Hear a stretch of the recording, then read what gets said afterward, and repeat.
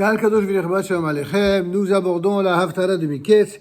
Vayikas Shlomo v'yineh Halom v'yavo Yerushalayim v'yamod lifnei Aron berit Adonai v'ya'al olot v'ya'al shelamim v'ya'az mishte lechol avadav. Shlomo HaMelech s'éveilla et voici que c'était un rêve. Il vint à Jérusalem, il se tint devant l'arche de l'alliance de mon Seigneur et il fit monter des offrandes d'élévation, apporta des offrandes de paix et prépara un festin pour tous ses serviteurs. Et c'est alors que deux femmes, des tenancières, arrivèrent chez le roi et se présentèrent devant lui. L'une des femmes déclara: « De grâce, mon Seigneur, moi et cette femme habitions dans la même maison. J'ai accouché alors qu'elle se trouvait dans la maison. Le 3e jour après la naissance, cette femme a accouché elle aussi. Nous étions ensemble, aucun étranger n'était avec nous dans la maison. Il n'y avait que nous deux dans la maison. Le fils de cette femme est mort pendant la nuit car elle s'était couchée sur lui. Elle s'est levée au milieu de la nuit et elle a pris mon fils d'à côté de moi alors que ta servante dormait. Et l'a couché dans son sein et son fils mort, elle l'a déposé dans son sein. » Vous connaissez tous, vous avez compris qu'il s'agit de cette fameuse Haftara qui nous prépare à cette scène absolument terrible du non moins célèbre jugement de Salomon. Et poursuit le texte ainsi: « Au matin, je me suis réveillé pour allaiter mon fils, et voici qu'il était mort, mais je l'ai attentivement examiné au matin, et voici, ce n'était pas le fils que j'avais enfanté. » L'autre femme dit: « Non pas, c'est mon fils le vivant, et ton fils le mort. » Mais l'autre dit: « Non pas, ton fils est le mort, et mon fils le vivant. » Et elle parlementait ainsi devant le roi. Comment réagit Shlomo HaMelech? Le roi dit: « Puisque celle-ci affirme, c'est mon fils le vivant, et ton fils le mort, et celle-là dit, non pas, c'est ton fils qui est le mort, et mon fils qui est le vivant, alors le roi déclara: apportez-moi une épée, et l'on apporta l'épée au roi. Le roi dit: coupez l'enfant vivant en deux, et donnez-en une moitié à l'une, et une moitié à l'autre. La femme dont le fils était vivant s'adressa au roi, car sa compassion pour son fils s'était éveillée, et elle dit: de grâce, je vous en supplie, mon Seigneur, donne-lui le nouveau-né vivant, et ne le mets pas à mort. Mais l'autre dit: il ne sera ni à moi, ni à toi. Coupez-le. Le roi reprit la parole et dit: donnez-lui le nouveau-né vivant, et ne le mettez pas à mort, c'est elle qui est sa mère. Tout Israël entendit le jugement que le roi avait rendu et éprouva de la crainte pour le roi, car ils avaient vu que la sagesse de Dieu était avec lui pour exercer la justice. Et ainsi le roi Salomon régna sur tout Israël. Quelle est la véritable sagesse qui a pu s'imposer à tout un peuple sans même d'ailleurs passer quasiment par la guerre? Celle de Shlomo HaMelech. Comment un roi aussi puissamment profond, intelligent, a-t-il pu, dans cette fameuse histoire devenir si symbolique de la sagesse du roi Salomon? Elle nous révèle ici un enseignement formidable.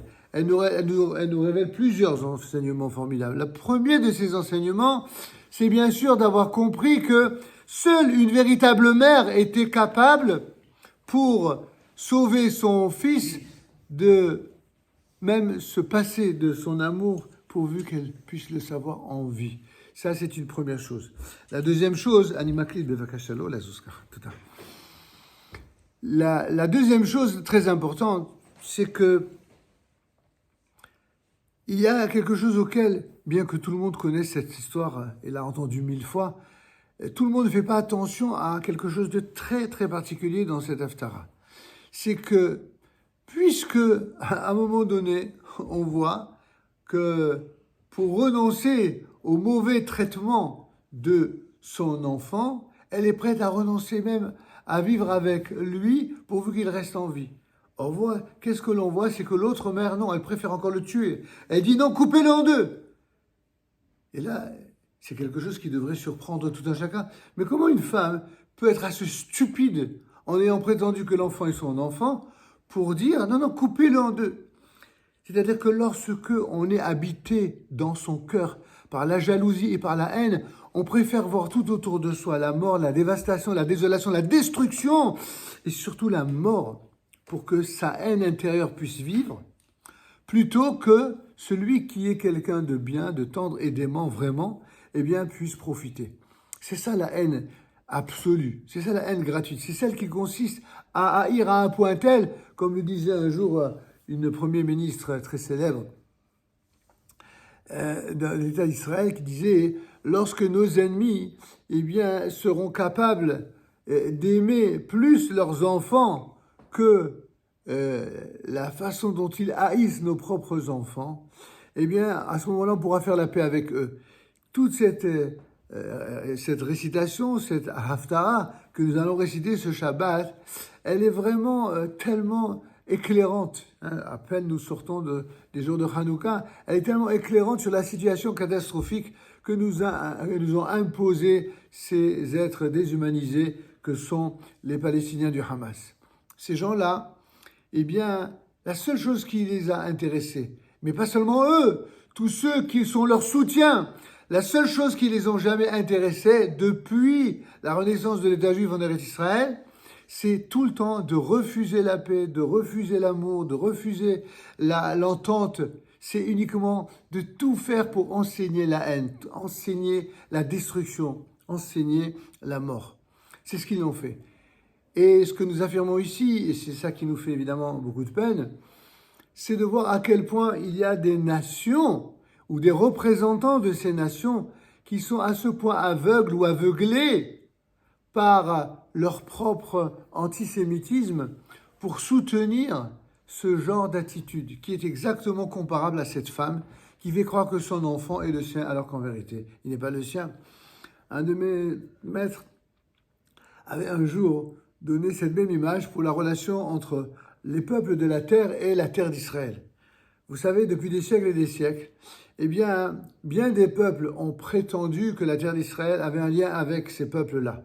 Ils ont colonisé, pour le coup, eux, ils ont vraiment colonisé cette terre. Ils se sont installés, ils se sont érigés en autorité.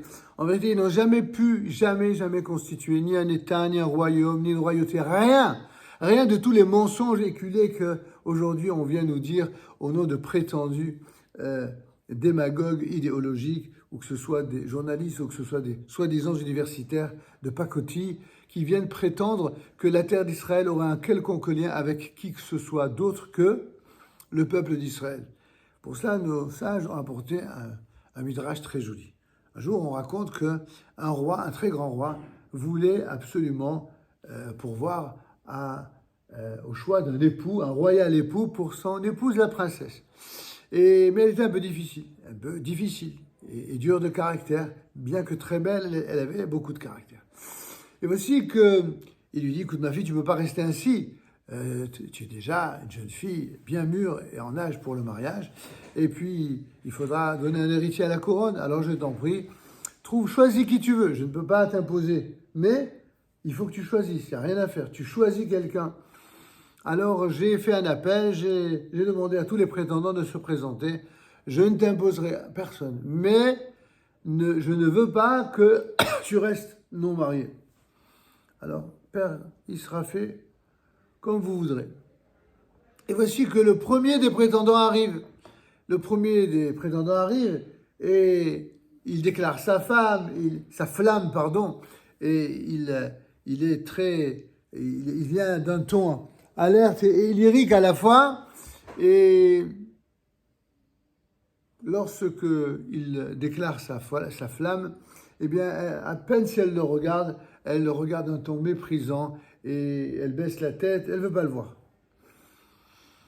Bon, le roi, il n'est pas idiot, il a compris qu'apparemment, ce prétendant ne trouvait guère grâce aux yeux de la princesse.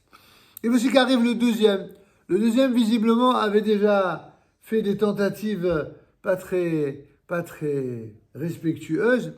À peine il rentre, n'est-ce pas, dans la salle principale du palais, qu'elle se lève et elle lui donne une paire de claques monumentales. Waouh! Un affront terrible, mais évidemment, le roi a compris que là aussi, ça ne pouvait pas. Et voici qu'un troisième rentre. Et ce troisième, à peine il rentre, il n'a même pas besoin d'ouvrir la bouche que la princesse se met à sourire d'un sourire radieux. Et elle le regarde d'un regard tellement tendre, tellement radieux, tellement amoureux, que le roi a évidemment compris qu'il s'agissait bien de celui qui probablement épousera la princesse.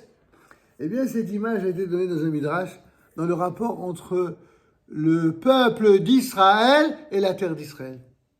Cette terre-là, nombre de ses prétendants sont venus prétendre qu'ils avaient un rapport avec cette terre. Eh bien, dans cette terre-là, quand eux, ils étaient présents, ils n'ont pas fait pousser une tomate. Il n'y a eu dans cette terre que des cactus et des serpents et des scorpions, à l'image de ceux qui, par la force, sont venus s'installer dans cette terre et la coloniser, prétendant qu'ils y avaient un droit. Eh bien, cette terre leur a montré qu'elle n'avait rien à voir avec eux. Lorsque le peuple juif a commencé à revenir sur cette terre, ça remonte déjà à plus de 200 ans, et encore plus depuis 75 ans, et chaque jour davantage, eh bien, cette terre, elle sourit au peuple qui porte le même nom que cette terre, Israël. Une terre qui sourit, une terre qui produit des fruits, des légumes, de la vie et de l'amour. Et c'est justement sur cette terre qui, malheureusement, parfois, elle a été, en ce qui concerne le peuple d'Israël, abreuvé d'amour, mais aussi de sueur, mais aussi, pas en raison de la haine de nos ennemis, mais aussi des erreurs parfois de nos ennemis intérieurs, eh bien, elle a aussi été irriguée avec le sang des enfants de notre peuple. Nous prions le ciel tout-puissant ce jour de Hanouka pour que, désormais sur cette terre, ne coule plus jamais le sang du peuple d'Israël. Et que si il y a de l'eau qui coule, que ce soit pour irriguer davantage et toujours davantage, plus de plantations, plus de vie, plus de joie et de bonheur, non seulement d'abord et avant tout pour ce peuple qui est le peuple d'Israël, mais aussi ce peuple tendra les bras, et cette terre tendra les bras à tous ceux qui décideront de venir y vivre de façon loyale, de façon respectueuse, de façon amoureuse, comme on aime un pays, comme on aime une terre, comme on est capable d'être loyal vis-à-vis de cette terre. Et le jour où les nations du monde seront capables d'agir de la sorte, alors probablement il y aura une possibilité de vivre en symbiose, en unité, en entente réelle et parfaite entre les différentes composantes de la nation d'Israël, qui assurément est prête, de par la Torah elle-même, à accorder une place à chacun, pour peu qu'il s'agisse de ceux qui sont animés par ce même amour de la terre. Et quand on aime sa terre, on ne la brûle pas. Quand on aime ses enfants, on ne les tue pas. Et quand on aime cette unité au sein du peuple à l'intérieur de cette même terre, alors seulement on peut générer une bracha, non seulement pour le peuple d'Israël, mais également pour tous ceux qui décident d'y vivre. Amen, qui dit Hilasson. Je vous demande évidemment de bien réanalyser et repenser le contenu de cette Haftara, qui sera un message éternel. Amen, qui dit Hilasson.